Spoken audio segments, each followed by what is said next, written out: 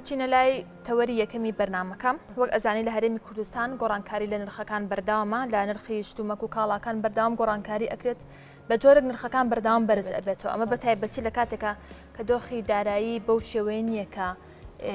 گونجاو بێت بۆ بەرزبوونەوەی نرخی شتومەک و داهاتی هاوڵاتیانیش بە جۆرێکە ناتوانن تەواوی ئەو شتومەکانی ئەو کاڵانی کە ئەیانەوێت بۆ نرخە دەستەبەری بکەن و کاری ڕۆژانیان بەڕێ بکەن بۆ ئەم تەوەرە میوانداری بەڕێ سەرهەنگ قاسم ڕۆژنامەنووس و شارەزای ئابووری ئەکەین کە لە سۆرانە گفتوگۆ لەم بارەوە ئەکەین. کاک سەرهەنگ سڵاوت لێبێ، سوپاس بۆ تۆ کە ئەم بەیانیە لەگەڵمانیت. کاک سەرهەنگ بە گشتی لە ئێستادا ئەمێ بەلەوەی بچینە ناوەڕۆکی تەوەرەکەەوە باس لە بارودۆخی بازار بکەین لە ئێستادا لە کوردستان نرخی شتومەک چۆنە، ئێوە چۆن ئەیبینن؟ بەناوی خۆی گەورە خاتوترێ خات و میهرەبان، سپاس بۆ ئەم دەرفەتە، سپاس بۆ کەناڵی کورسات نیوز. خۆشحاڵین. یعنی هەرێمی کوردستان بەداخەوە کە دەڵین بەداخەوە مەبەستمان ئەوە نییە هەمیشە پەیامی ڕەشبینی بدەینە هاوڵاتیان، ئەمانەوێ واقع بینانە قسە لەسەر ڕوودا و قسە لەسەر واقعی خۆمان بکەین کە هەین لە هەرێمێکە هاوڵاتیانێک پێدا ئاژین کە بەداخەوە ژیانیان پڕێتی لە گرفت و کێشە پڕێتی لە چەرمەسەری و ناخۆشی. دیارە کاتێک تۆ باسی قەیرانەکەی باسی گرفتە کەلەکەبووەکانەکەی لە هەرێمی کوردستانی باشوور لەو کۆمەڵگەی کوردەواری خۆمان ئێمە کۆمەڵێک قەیرانمان هەن، کۆمەڵێک گرفتمان هەن کە بەڕاستی پێویستە هاوڵاتی هوشیار، سیاسی هۆشیار، ڕۆشنبیری هۆشیار، زانا و ئەکادیمی هۆشیار هەمیشە هەڵوەستێ لەسەر بکەن و کاری لەسەر بکرێ بۆ ئێمە هەوڵ بدەین ئەو کۆمەلگای خۆمان ڕزگار بکەین لەو قەیرانە کەڵەکەبوانەی کە تێی کەوتووە. بۆ نمونە ئێمە ینی نین باسیەوە بکەین هەر لەبەرەوەی ئەمڕۆ ئێمە غازمان نییە و بەیانی ئێمە کێشەی نەوتمان هەیە و قوتابی گرفت و کێشەی خۆی هەیە و هاوڵاتی ڕوو لە هەندرانەکە و ڕوو لە وڵاتانی ترەکە بۆ ئەوەی ژیانشی شکۆمەندانەتر بباتە سەر. نا ئەساسی گرفتەکان چین، هۆکارەکان چین، بۆچی ئێمە هەمیشە لە نێو قەیران لە نێو گرفت و کێشەدا ئاژین. بۆ نمونە ئێمە یعنی ئەو بابەتە بابەتێکی فرارڕەهەندە، ینی هۆکاری ئیداری هەن، هۆکاری سیاسی هەن، هۆکاری کۆمەڵایەتی هەن،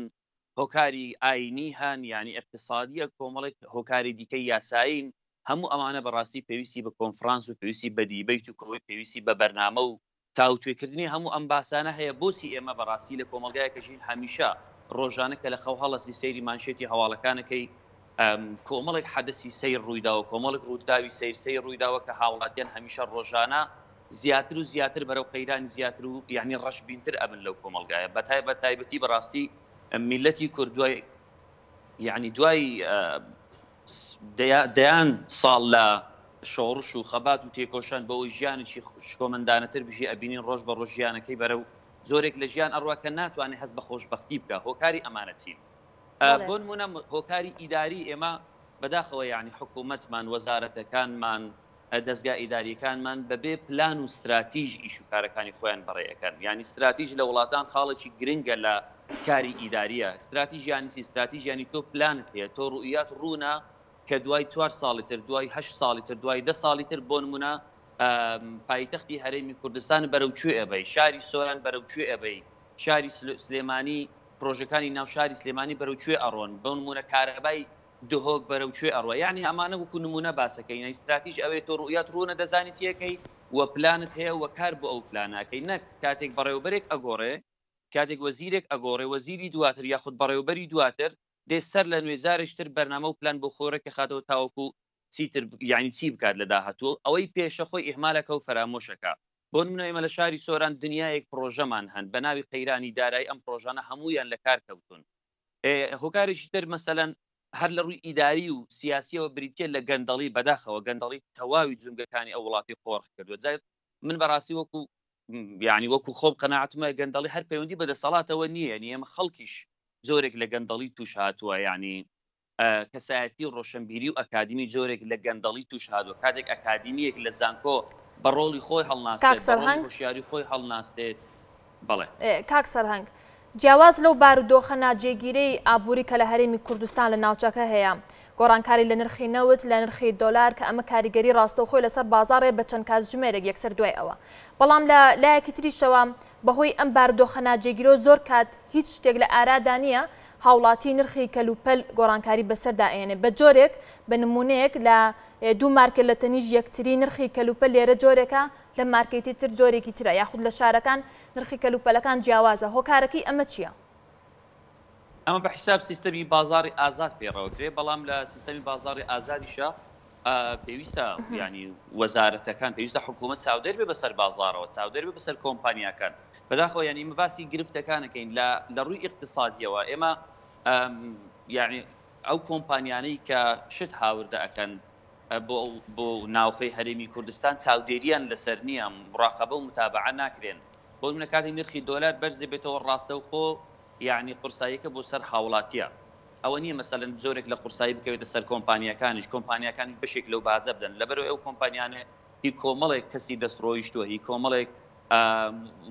سیاسیە ینی کەسایەتی سیاسی دەستڕۆیشتووە لەم وڵاتە بۆیە هەمیشە زەخت و فشارەکان لەسەر هاوڵاتیە کاتی نرخی شتومەک لە بازارەکان لە مارکێتەکان بەرزە بێتەوە یاخود لە مارکێتێک بۆ مارکێتیشتە نرخەکان جیاوازن بۆ کارەکە ئەوەیە کە ڕقابە و چاودێری نییە بەسەر بازارەوە ینی پێویستە ئەمانە حکوومەت بەجددی لە بەرچاوی بگریت نەبوونی ژێرخانی ئابووری بەهێز یعنی یەک لە گرفتە هەرە گەورەکانی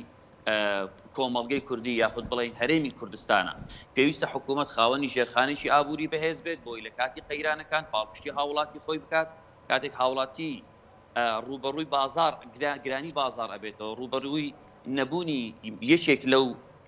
پێداویستی ژیانی ڕۆژانی خۆی ئەبێتەوە کە بۆ منە ئێستا هێلکە دەستێک تەبقەی هێلکە چۆتە 6,000 دینار و 7,000 دینار ینی بەرمیلێک نەوت بە 150,000 دینارە یعنی هەموو ئەم گرانی کە ئەمڕۆ هەیە ینی حکوومەتی هەرێمی کوردستان بەداخەوەتوان بڵم ئەم کابینەیە ئێستا ڕاستە هۆکارەکان بۆ کابینی پێشتریش ئەگەڕێنەوە بەڵام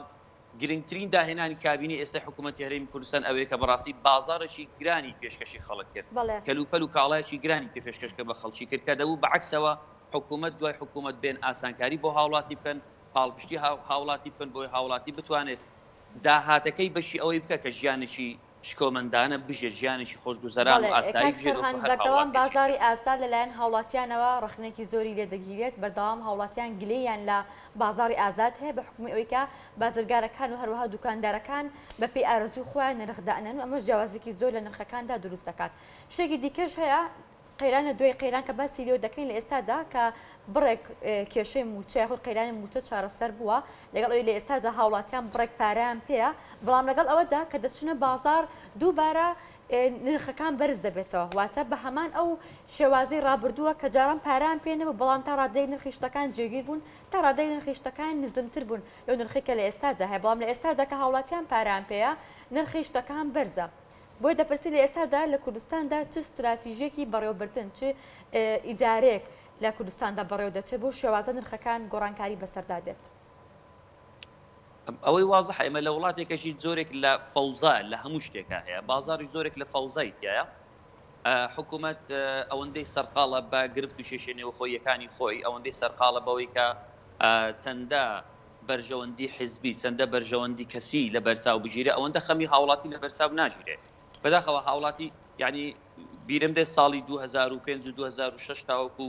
نزیک 2002 ئەوانش ئەگەر هاوڵاتیەک مانگانە داهاتی 250,000 بواە دەیتوانی بە ئاسایی بژیت بەڵام ئێستا خێزانێکی ئاسایی کە 4-5 کەسە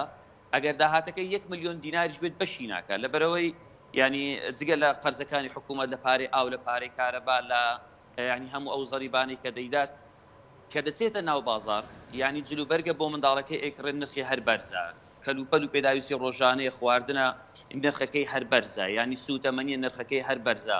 ینی تۆ 20 لیتر بنزین ئەکرێت بە 20,000 دینار کە ئەمە بەڕاستی لە وڵاتێک کە ژێرزەویەکەی هەمووی نەوتە یعنی شتێکی زۆر سەیر و سەمەرەیە ینی قسەیەکی جوان هەیە دەڵێ چی لە نەوتی وڵاتەکەم کەم کە بەفری وڵاتان دەتوێنێتەوە بەڵام ماڵی هەژارێکی کوردستانی پێگەرم ناکرێتەوە یعنی بەداخەوە ئەبوو ئێستا بازاری هەرێمی کوردستان یەک لەو بازارانە بووایە کە کاڵاکانی زۆر سعری مناسب زۆر یەکسان چاودێر و ڕقابێکی جوان بەسەر بازار یعنی ئەمە شتێکی ئەوەندە زەحمەت نییە کە حکوومەتی خۆمان ینی حتا حکوومەتە لۆکاڵیەکان مەسەلەن پارێزگاکان ئیدارە سەربەخۆکان پاینپام و مدیر ناحیەکان نەتوانن چاودێری بازار بکەن بەڕاستی بەڵام هۆکارەکەی ئەساسی ئەوەیە کە بازرگانەکان ئەو کۆمپانیانی کە کاری وەبەرهێنان و هاوردەکردنەکەن بەڕاستی کۆمەڵی خەڵکی دەستڕۆیشتون حتا مەسەلەن پارێزگارێک قایمقامێک بە ئاسانی ناتوانێت وەزیرێک بە ئاسانی ناتوانێت تعامل لەگەڵەوانە بکە. گەندەڵی لە وڵاتی ئێمە زۆرێک لە شێوازی مافیایی وەرگرتووە، ینی تۆڕ دروستکراون لە نێو ئەم وڵاتە. یعنی تۆ بازرگانێک ئەبینی کۆمپانیەشی زەبەلاحی هەیە، ماوادێکی زۆر هاوردەی بازاڕەکانەکە، بەڵام ئەم کۆمپانیای هی کەسێکی دەستڕۆیشتووە. بۆیە ئاسان تعاملکردن لەگەڵ ئەو کەسانە گرفتێکی گەورەیە. چارەسەری بەڕاستی بۆ ئەم بابەتانە گرنگە. کۆمەڵێک خاڵ هەن کە دەتوانین چارەسەری ئەم خاڵانەی پێ دەستنیشان بڵێ. کاک سەرهەنگ باست لە کۆمەڵێک ڕێگە چارە کرد و باس لە واقعی چەند خاڵێکەیە. تۆکو شارەزایەکی بواری ئابووری پلانێکی تۆکمە چۆن ئەبینیت بۆ چارەسەرکردنی ئەم کێشەیە بۆ ڕوبەڕووبوونەوەی ئەم کێشەیە؟ بەڵێ، یعنی بۆ منە وڵاتێکی وەکو سنگافورە، وڵاتێکی وەکو ئیمارات، وڵاتێکی وەکو قەتەر، ئەمانە چۆن توانیان وڵاتێکی وەکو مالیزیا کە چەندەیەک بەر لە ئێستا 50 ساڵ بەر لە ئێستا ئەم وڵاتانە لە وڵاتە پێشکەوتووەکان لە وڵاتە خاوەن اقتصادە پێشکەوتووەکان نەبوون، لە وڵاتانە نەبوون کە لە دنیاە پێیان بگوترێ هاوڵاتیانی ئەم وڵاتانە شکۆمەندانە ئەژین. ئەمانە چیان کرد؟ چ گۆڕانکارییان دروست کرد؟ لەکوێ دەستیان پێکرد تا بتوانن ئەمڕۆ ئێمە لە بەرنامج ئەوە باس بکەین مەسەلەن بڵین بۆچی بن زاید و بن حەمەدی ئیمارات و قەتەر ئەتوانن گۆڕانکاری لە کۆمەلگاکانی خۆیان دروست بکەن، بەڵام دەسەڵاتدارەکان لە هەرێمی کوردستان ناتوانن گۆڕانکاری لەم هەرێمە دروست بکەن لە ڕووی اقتصادی، لە ڕووی سیاسی، لە ڕووی ئابووری، لە ڕووی کۆمەڵایەتی. یەکەم خاڵ لە وڵاتانە کە جێبەجێکرا بریتی بوو لە بنەبڕکردنی گەندەڵی هەر کۆمەلگایەک، هەر وڵاتێک، بازارەکەی، دەستگا ئیداریەکانی، خەڵکەکەی، دەستگا حکومیەکانی گەندەڵی تێدا هەبوو، بەڕاستی ئەم وڵاتە ناتوانێت بە هیچ شێوەیە پێشکەوتن بەرەو خۆیەوە ببینێت. بۆیە خاڵی ئەساسی بریتە لەوەی کە تۆ ئەبێ گەندەڵی بنەبڕ بکەیت. ئەمەش بەواکەی بەڕاستی دەستگایەکی نەزاهت هەبێت بۆ چاودێریکردنی دەسەڵات تا بتوانێت هەرچی گەندەڵیە یعنی تۆمار بکرێت و لێپرسینەوە هەبێت، دەسەڵاتێکی دادوەریت هەبێت، دادگا سەربەخۆ بێت، یاسا سەربەخۆ بێت، یاسا